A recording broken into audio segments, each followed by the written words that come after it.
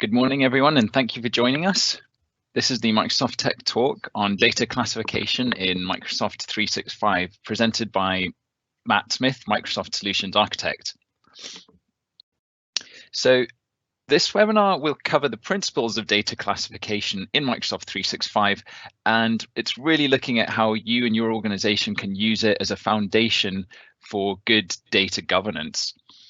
This data classification is essentially a way of tagging data by sensitivity and making it much easier to secure against loss, abuse, or theft. Just a quick run through the agenda, we'll be looking at unified labeling in Microsoft 365, as well as leveraging classifications for data loss prevention. And finally, we'll look at a couple of scenarios to apply these classifications. And just a quick intro on the Microsoft Security Tech Talks. If this is the first Tech Talk that you've joined, these workshops are free and they're very much technical in nature. They're semi-structured, so fairly informal, with a few slides and then some demos of environments. And the real objective is just to share knowledge and to facilitate learning and experience. And all the Tech Talks are delivered by Microsoft Solutions Architects with over 10 years of experience. So speaking of which, I'm very pleased to introduce today's presenter, Matt Smith. He's Microsoft Solutions Architect at Softworks. He's got a massive amount of experience with over 10 years of experience in managed service delivery and project design, specifically with a Microsoft infrastructure and security focus. Matt actually oversees the service delivery and product feature definition at Softworks, and he employs just like I say, a wealth of knowledge in order to do this, and he's able to really understand customer requirements and match these to product capabilities. And as you hopefully discover, he's also just got a really clear way of presenting knowledge, which making it accessible to an audience. So without any further ado, I'm really keen and pleased to hand over to Matt for the content. Over to you, Matt. Thanks, Patrick. So no pressure. Let's see if we can get this across as clearly as possible. Today we're going to look a little at unified labeling, or at least part of it, in the Microsoft 365 product set. It's a really big subject, so we're going to focus today on specifically data classification. I'm going to come at it from a DLP perspective, and I'll kind of dive into that because that's generally the area that clients that I work with get the most kind of quick wins from, and it's also not necessarily the most straightforward part to implement, but it's relatively straightforward to understand. So we'll dive in and we'll have a look through kind of how it works, and we'll start off with a little bit of sort of explanation as to what we mean by some of it.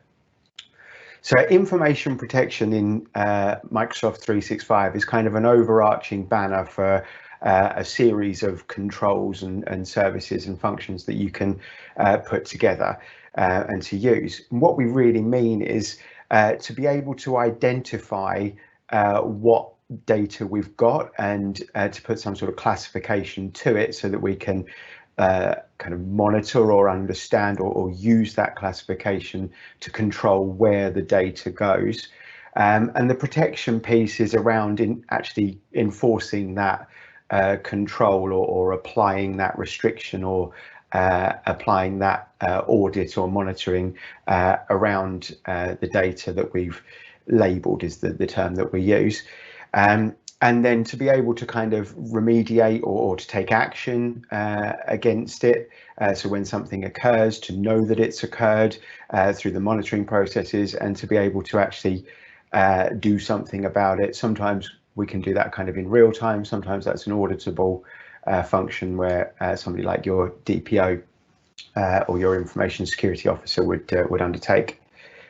So when we talk about identifying and classifying the data, what we're really saying is we're looking at files and messages things as they're stored or as they're created, and applying a label to them so that we can come back and understand what that content is and should it be going from A to B or imposing some sort of control.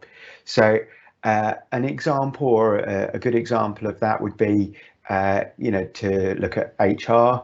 HR would typically hold a lot of information around employees. So you might have a classification of employee data or personnel information, something like that, that would be specific to that department, because you can enable that across a broad set of file types or file sets of content. So labels and identifying data, you really want to be able to apply as broad an application, kind of a very wide-ranging classification labels.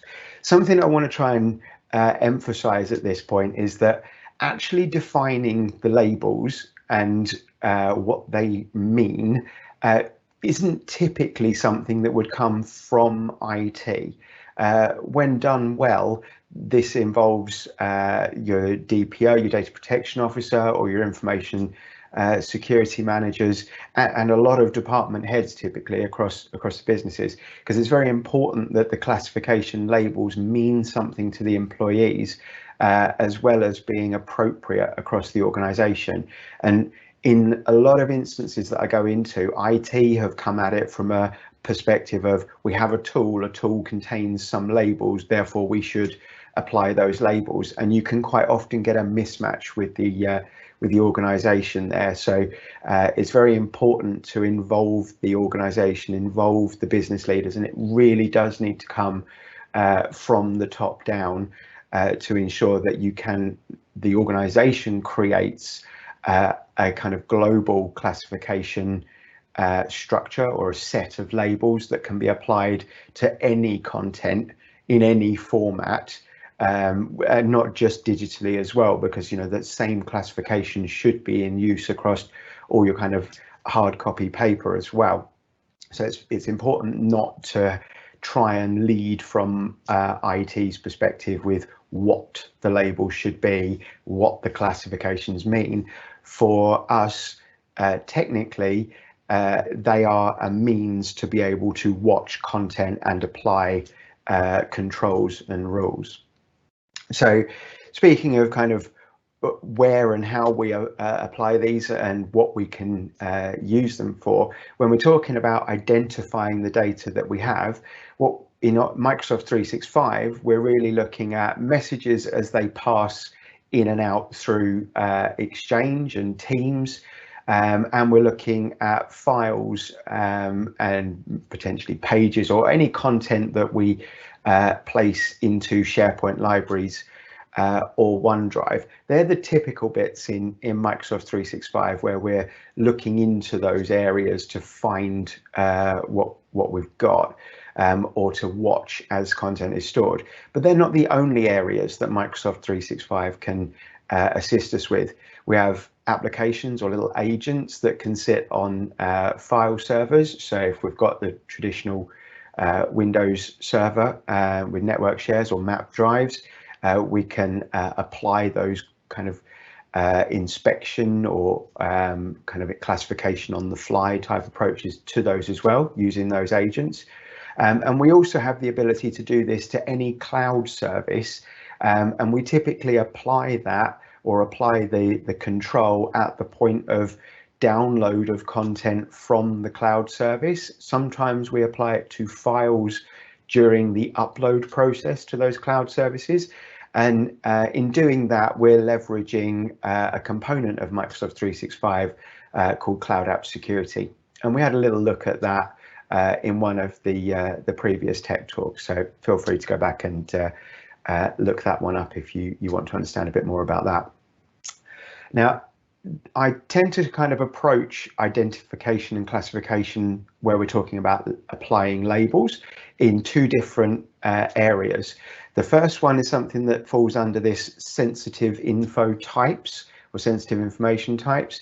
And that's really from the Microsoft tools perspective, a set of predefined classifiers. So by that we mean looking for national insurance numbers, banking details, SWIFT codes, passport numbers, driving license numbers. It's that type of kind of generic, global, applies to lots of different nations and kind of industry areas. So that all falls under what we call the sensitive information types definitions, and they're largely provided for you. And then we have the kind of bespoke or the custom labeling piece, and we're going to have a look at both areas today, just try and help you understand a bit more about how they're put together and how we use them. So when it comes to applying these controls, or what we can do to apply protection based on a label, the general principle is to say everything that is classified with this name. So let's take some of the kind of out of the box labels that come with the Microsoft system. We might have general as a classification that's applied to predominantly everything.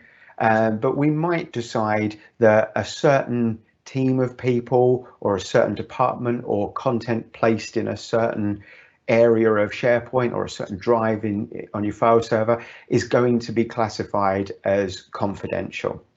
So based on the label, so the label being a kind of placeholder for us to use, we can then perform certain actions, and that's what we're talking about here in terms of applying protection to them. So the obvious ones that don't actually involve any kind of technical control are things like popping a tip up in front of the user. So if we're in Word or Excel and we're about to save a file and or we're editing a file, that file has got the classification label on it, and we've done that through the identification process. Then we can pop a tip, so just a simple tooltip to the employee that just advises them that because this file that you're working on has this classification, you should adhere to these this guidance. Visual markings are pretty straightforward. It's kind of what it says. Think watermarks or footers or headers, be that on emails or documents or spreadsheets. It's about just stamping something visual on the file or the message so that everybody knows that that's the label that's been applied, and you can put some text and things in there as well to help them understand it. The restrictions bit, where you actually do something kind of a bit more invasive, that tends to fall into one of two areas. We're either going to apply an encryption to the file, so by that we're taking like a key, like an encryption key that's come from our Azure Active Directory through Microsoft 365, and that encryption key is embedded into the file and kind of locks the file in a very similar way to what would happen if you in Word or Excel applied a password to the file. The difference being in this case that it's done using an encryption key tied to the Azure Active Directory and the user's accounts. So there's no password that needs to be shared. We're validating that they may access that file and that they may decrypt it for a certain purpose based on their Azure Active Directory identity. So it kind of keeps the control central. And when we apply those protections, we set some boundaries and some guidelines, things like can the file be opened offline after they've proven who they are online, and how many times can they do that, or what rights do they have once they've opened that file. So depending on the file type and the control that we've got, that may be that they get read only or read write. In some instances we also go down as far as removing things like print, or on email messages, the kind of blocking the right to forward a message on. So that's what the encryption piece is doing. And the simplest way to think of it is when you're talking about files, it's like applying a password to the file, but doing it against Azure Active Directory. So you've got centralized control, and that means you can revoke the access to that file even if the user has taken the file and then left the organization, or there's some sort of issue, you can block their ability to authenticate, and therefore you can block their ability to access that content. The block sharing controls is really a function around the likes of SharePoint and OneDrive, and it's about taking rules based on classification and saying if this content or this library area in SharePoint or OneDrive or these files have a certain label on them. So again, let's use the confidential example. If the content or the location the content is in is defined as confidential, then you can use that as an overarching control across the whole of SharePoint and OneDrive and Teams for that matter, to advise the system that as the user tries to click to share, do some checks, and the checks might say confidential, cannot be shared externally. So if the party that they're trying to share the file with is an external address and the file is classified as confidential, then it would place a block message on the screen and prevent them from performing that control. The access to apps piece, again, referred to it a little bit there. It's kind of using the Cloud App security service, but the idea is that we can look at content as it passes through the Cloud App security service, see the labels that are on the content, and then make a decision as to whether or not it should or shouldn't be going out to that particular service, or for that matter, being downloaded from that particular service.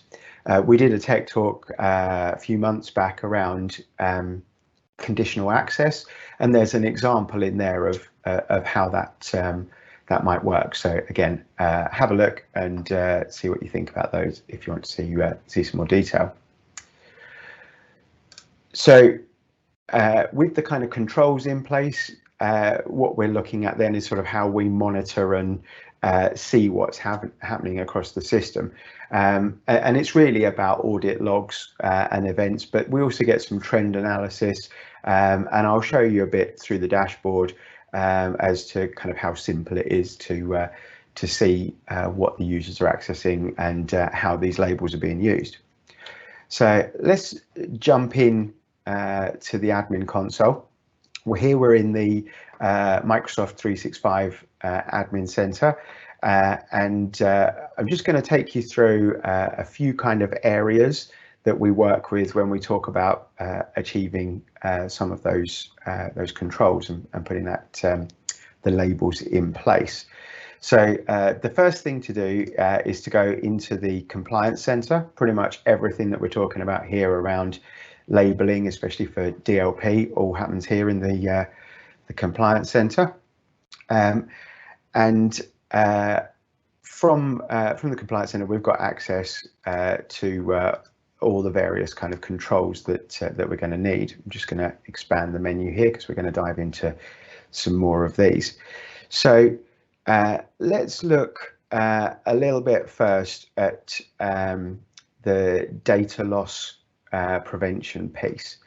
So I mentioned before that there's kind of two different types of labeling that we're applying. One around sensitive info types, those sort of predefined pieces, and the other one around the labels that you create yourself. So starting here in the data loss prevention piece from the Compliance Center, this is really where we put policies together that focus on those sensitive info types, so things that we don't want leaving the organization for whatever reason. So to give an example here, if we were looking at financial information and specifically UK financial information, these are templates that we can select. So we're just going to create one here quickly for UK financial data. You can edit the names and things on them, but it would take us through the process of deciding where we're going to look and what sort of controls are we going to apply, or where are we going to apply these controls for this policy. So I spoke a bit about kind of how you connect these things in. So you've got your obvious pieces of where content's stored in 365, Exchange, SharePoint, OneDrive and Teams. But you've also got some controls around devices, the cloud app security, and the on-premise. By that we mean the agent that goes on a file server. We'll come back and look at these devices and cloud app piece as we go along. So when we select the policy, we've got a default set of templates that have been created for us. We're just going to hit next on there to create those. And what we're doing now is just advising it when to apply these controls, or when to apply this protection. So we're going to detect any attempt to share content, and let's say in our example here, this is for people outside of the organization. Is the typical scenario that we get asked for.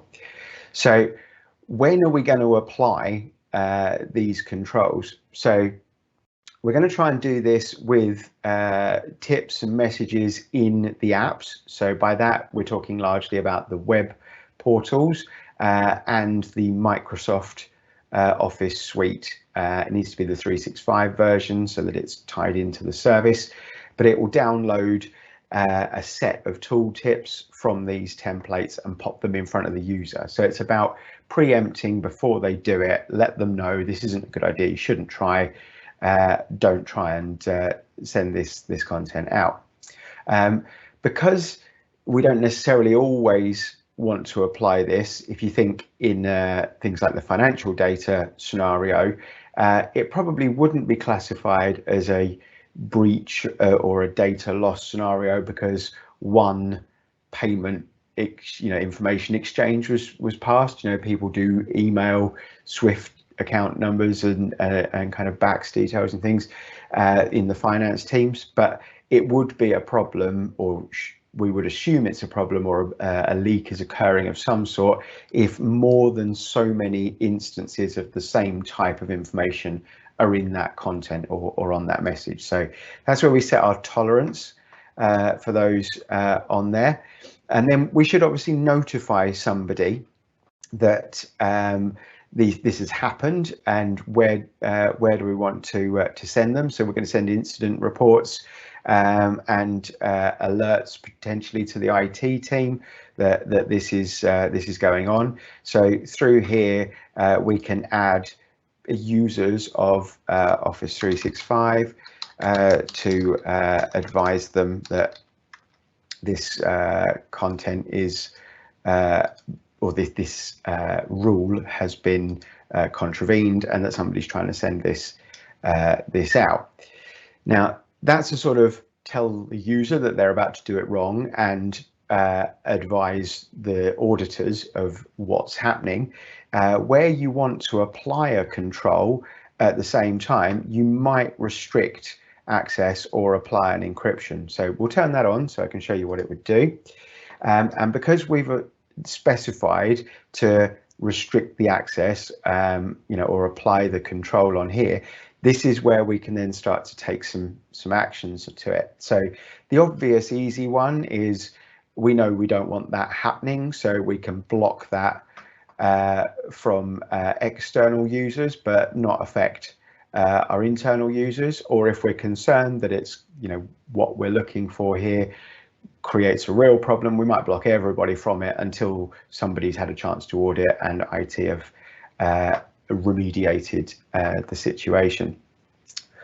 Now this is where the Defender for Endpoint service starts to become kind of part of the system. So what we might also do around this content that's been identified is kick in a control around Defender for Endpoint and prevent the use of USB, because we think something is happening in this scenario where, for the users involved, we don't want them continuing and then trying to exfiltrate the data a different way. So you get some ability to interact with what's going on the client system. The Defender for Endpoint service by default will just audit and send back to the compliance center everything they're doing. But if you've got a concern because they've just tried to take 50 bank account details out from a file or tried to email it, you might then want to impose a restriction on USB removable media for that user, because they've tried to do that. You might also want to stop them printing it, because if this is like an insider risk scenario and they're deliberately trying to get information out, you want to try and apply some controls there. Likewise for the cloud app security piece, so where we've got services integrated into cloud app security, they'll come through into here, so you can then prevent, again, the content from being uploaded to Box or the Dropbox service, or upload into G Suite. You turn those controls on there as well. And the last piece in this story is around files that are on a file server.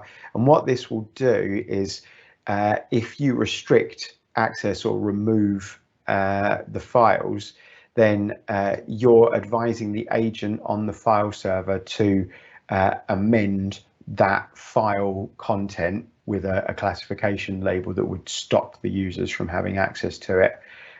So it has to be carefully planned and carefully thought out before you implement this type of DLP control.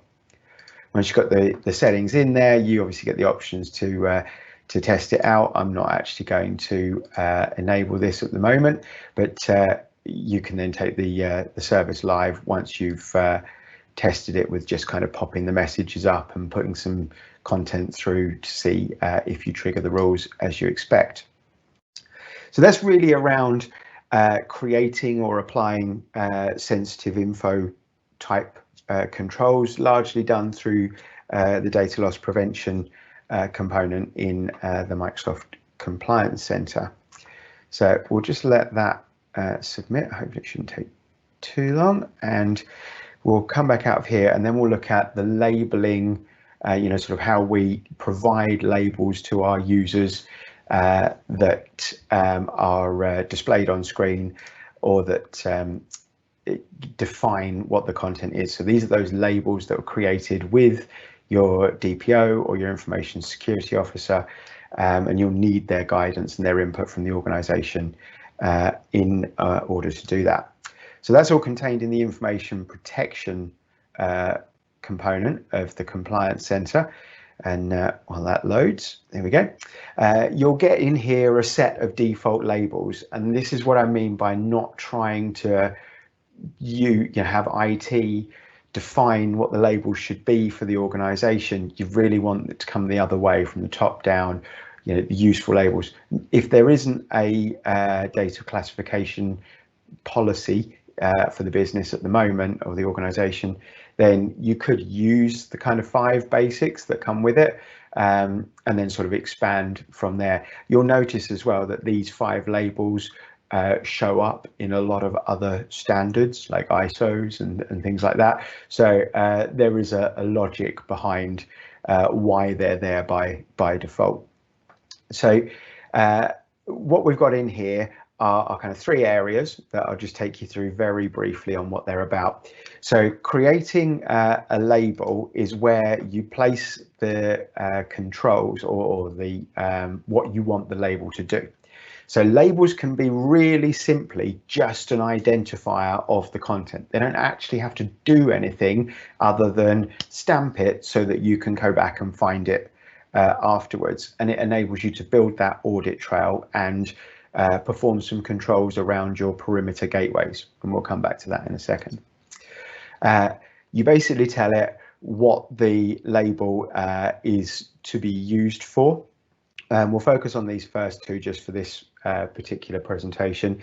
Files and emails are about placing the label in front of the user in Word and Excel and Outlook, and in the various kind of portals. It's the user facing bit where they are going to classify the content, or potentially auto classification is going to apply the content, apply the label to the content.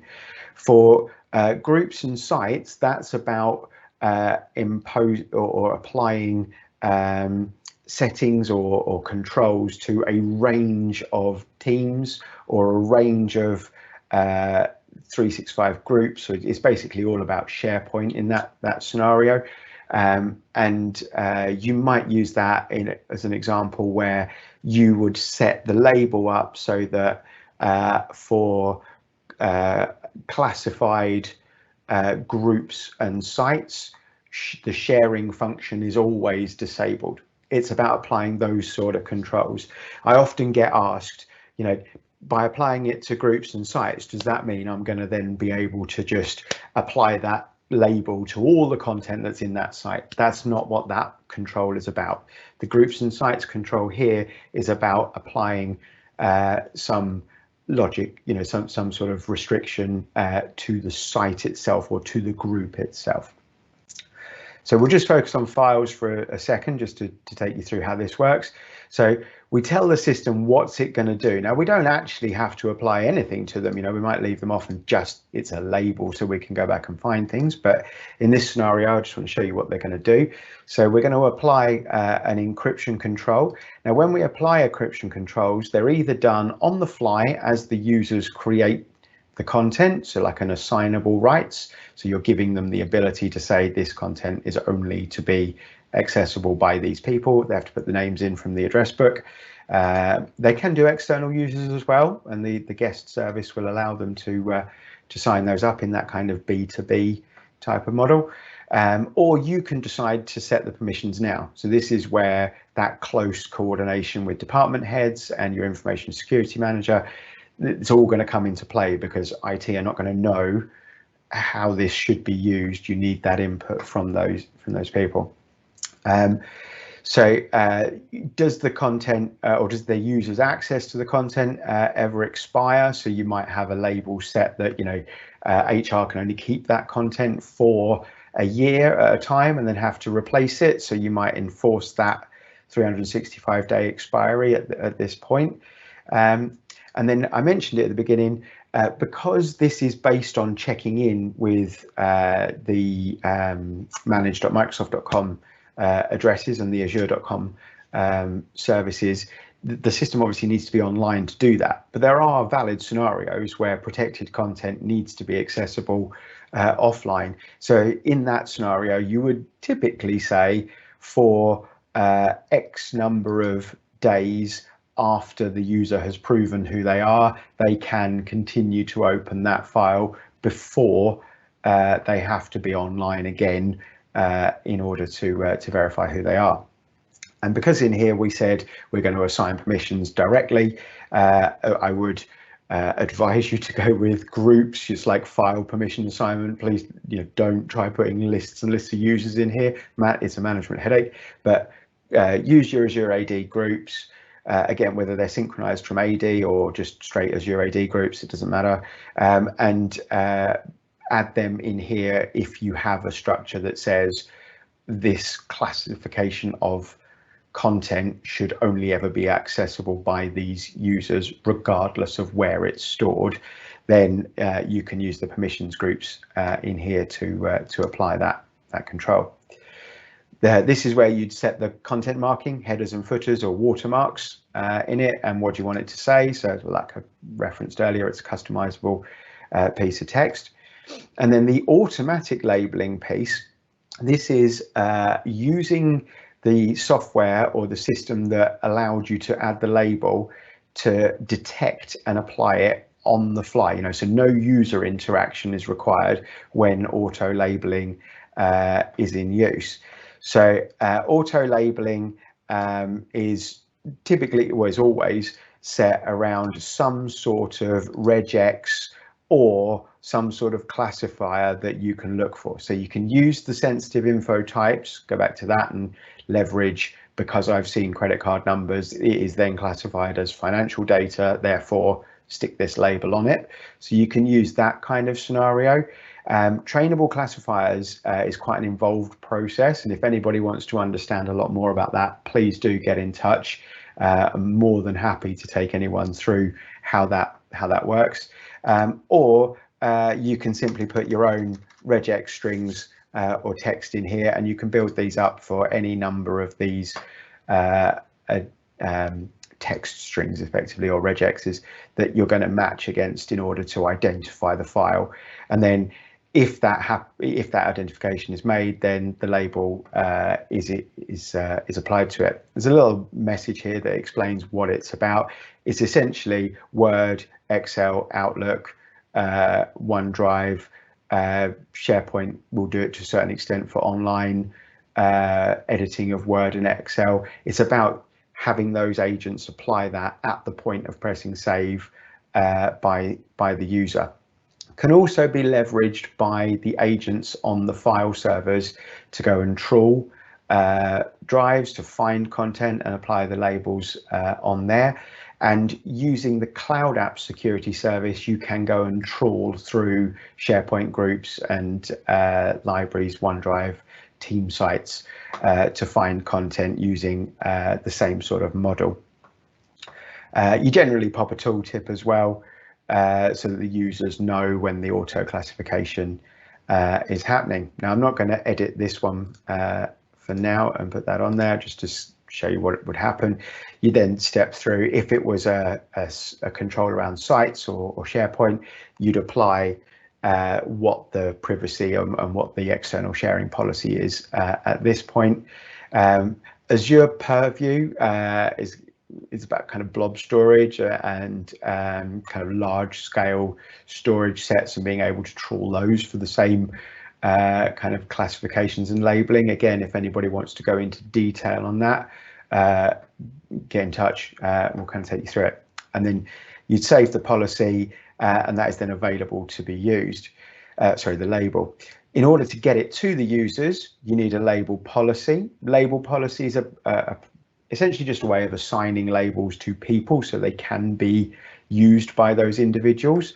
That's separate to the individuals who have access to the content, which you set within the label itself. So again, you need a big map at the beginning, work with your information security manager or your DPO or at the very least the senior management team of the business to figure out how that's going to work.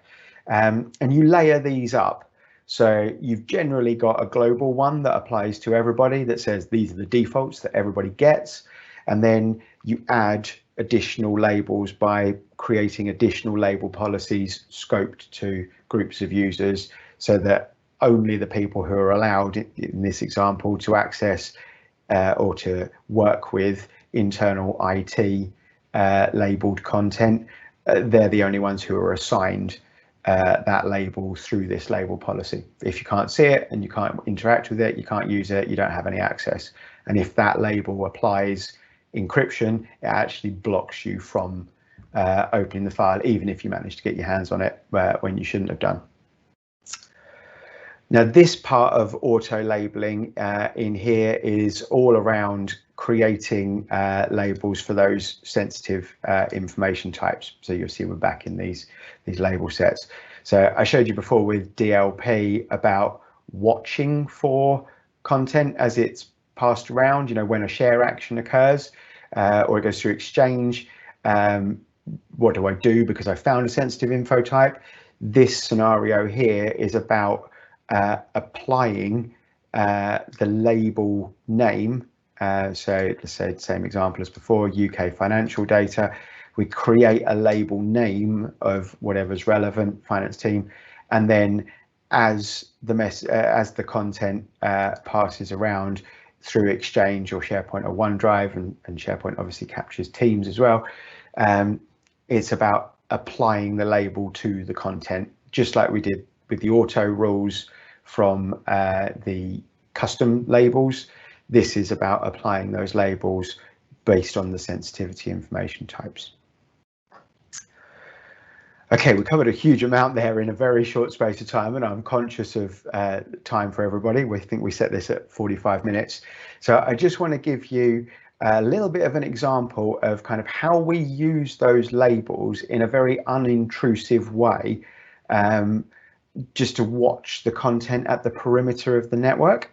So I'm going to go into the Exchange admin console as an example here, but you can do this same scenario with your firewalls or your web proxies. In Softworks as well, we do a lot of work with an organization called Zscaler. They have very close ties into Cloud App and all sorts of monitoring, but they have a very effective way of watching for content going through the DLP engines, and I can kind of liken that to what we're doing here in Exchange. So let's say something's been classified as internal IT. We were using that label. Let's stick with that. And the users are trying to pass it through Exchange. Now, we had the sensitive info types DLP rules where, because it had financial data, we can stop it going through Exchange. But what about our own classifications? They're going to be quite bespoke custom rules. So by simply using Exchange transport rules in here, because we've created that label has an identifier underneath it, a very unique, it's not text string matching, it's a unique identifier underneath it. So where we've gone into the system, we could create, for example, here, I was going to use the IT one, but let's use the HR one, messages where a file attached is flagged for HR.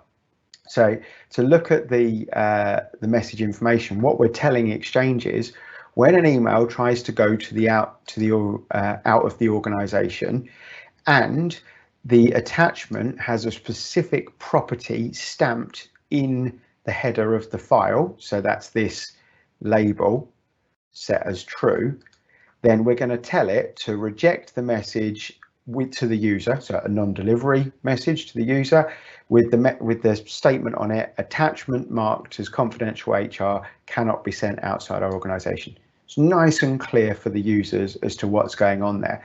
And that's how you can use data classification and labels to create very bespoke controls as content tries to egress through the organization. And you just mimic the same sort of scenario in your proxy world, for in our example, the Zscaler service, or potentially even the MCAS system. If the users are signed in, you can identify who they are, so you can apply that control to them. The beauty of doing it with your firewall or your proxy is you can watch everything they're doing, not just the services that they're signed into. So coming back to the Compliance Admin Center, I'm just going to kind of wrap up and then we'll do some Q&A. And to finish off, I just want to show you how we monitor what the users are doing. Now, there's lots of different ways to go about this, and we could spend an hour just looking at what's available through reporting and incidents and kind of audit searches. But a really simple way for you to leverage this through data classification on the shortcuts link at the top here. What you've got is some kind of quick overviews of what's going on across the organization. So hopefully get that to load properly. Try that again. So we'll come back to the overview page when it loads. On the Activity Explorer, what you can see in here is when a file is classified and passes through a service, Exchange, SharePoint, OneDrive, part of Microsoft 365, you're able to see that the users were interacting with the file. So here's a good example at the top here. So this is a spreadsheet that this particular user is working with. It didn't hit a sensitive info type and it was classified as public, so it can be passed around. We don't have any concern about it at all. We didn't apply any labeling to this file. It was just the fact that the file existed on a library, in this case a Teams area, and the user interacted with it and a label existed of public. We captured that and kept that in our audit trail, and this is a really quick and simple way for you to use the audit service just to see what's been going on in the last X number of days, and you might be asked by your compliance managers for this particular type of label, who's been using this or accessing this content. I'll just there we go. The last bit to finish on, the overview from data classification, just gives you an idea of, from those sensitive info types, what sort of content exists in your organization that we've seen by having things saved and passed in and out through the service, and for your defined labels, the ones that you've created, are they being used? Where are they? How widely are they being used, and in what kind of applications, and what areas of the system are we seeing those label classifications? It's a bit of a whistle stop kind of tour on there. We'll sort of finish up with the Q&A. I know there's probably going to be a lot of different questions come out of that, and we've only just sort of scratched the surface. I think we'll try and dive maybe a bit deeper into what else we can do with classification in terms of controls in another session. But yeah, let's have a look at the Q&A and see what we've got. So would you recommend a company-wide data audit first? Ideally, yes. It's a conversation you want to have with your information security officer or your DPO. There are plenty of tools out there that can audit through systems, some very, very expensive, some kind of slightly more affordable. But yeah, to get a picture of what you've got in the organization to begin with is obviously very useful. But either way, when you're defining these classifications, it needs to be top down. It needs to come from the kind of senior management side of the organization, so that everybody is advised to use it. How do we enable tooltips? Tooltips are specified on the labels, so I won't dig through all of it, but where we are here in information protection and looking at the labels themselves, as you define the label, there's a section in there for enabling the tooltip, and as long as they're signed in with an app that supports tooltips, so Office 365 apps do it, and the web apps do as well, the tooltip will pop up from what you've defined here when you edit the label. How do you link AD with the file categories? That may be one just to reach out and get in touch. Just kind of let me know a bit more about what you mean with the file categories. If we're talking about labels, the link to AD is just because the user is part of AD, and if you've got an assignment to the AD user, then they'll get access to use that label.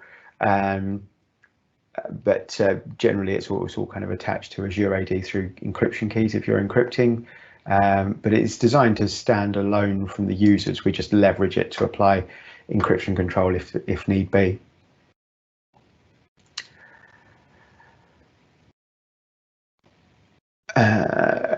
So in Outlook, can you search for emails with a particular label? Say we create a sensitive label. Is there a way to search all emails with the sensitive label? So through the Compliance Center, you can obviously search Exchange. So in your e-discovery, you'll be able to leverage classifications there to do a search across the organization.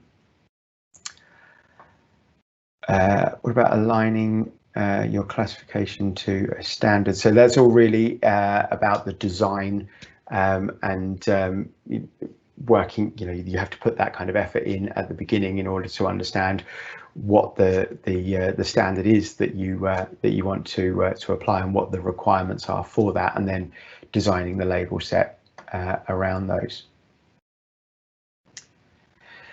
Okay, we're a few minutes over, so I just want to say thank you very much everybody for your time. My contact details are on screen, so if you want to reach out and go through particular scenarios, then obviously yes, please do get in touch. We can make provision for an initial session with you if you want to understand a bit more, and we'll look to put on some more kind of deep dive, I think, into the rest of the areas around compliance as we go forward. Thank you very much for your time. and I look forward to seeing you next time.